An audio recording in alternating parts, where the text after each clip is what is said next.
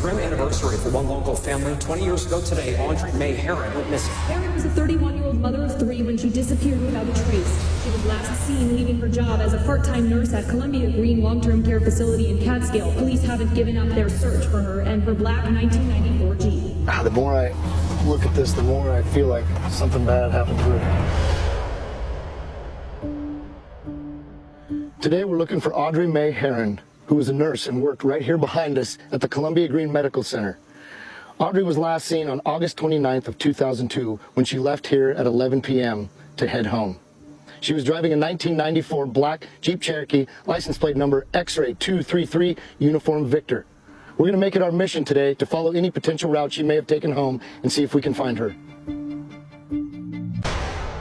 All right, so we're leaving the medical center right now where Audrey worked. We had a conversation early this morning with a lead detective. We're going to bring you into that story right now as to why we're taking these 2 routes today.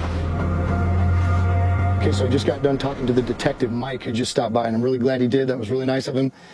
And prior to that, I was in the RV over here studying our notes and some emails and the information that we were given prior to coming here to Catskill.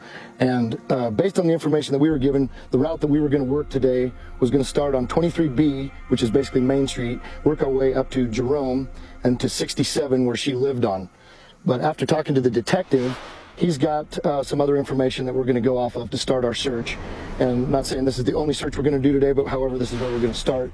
Basically, he's telling us to start on 23B to 23, then to 32 North, up to Caniff Road, and then Doman Road, and then 67, where she would have taken a left, and she lived about a quarter mile down that road.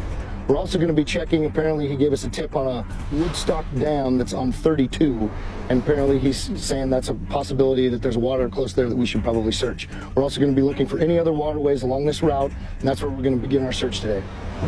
This is the main street. This is the 23B that we're taking up. And in both routes, it took us to 23B and then potentially 23. But I say, let's just stay on Main Street. Let's identify this one first. Let's run this one to Jerome.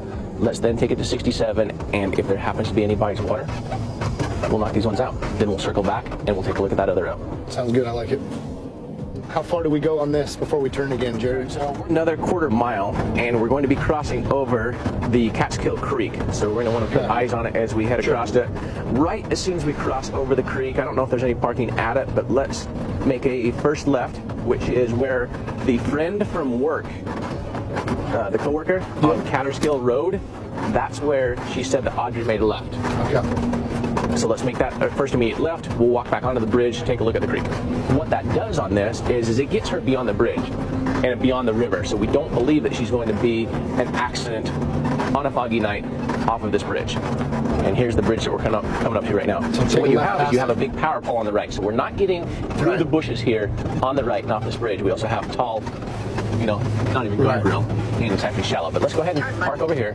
We'll walk back over and take a look at that creek.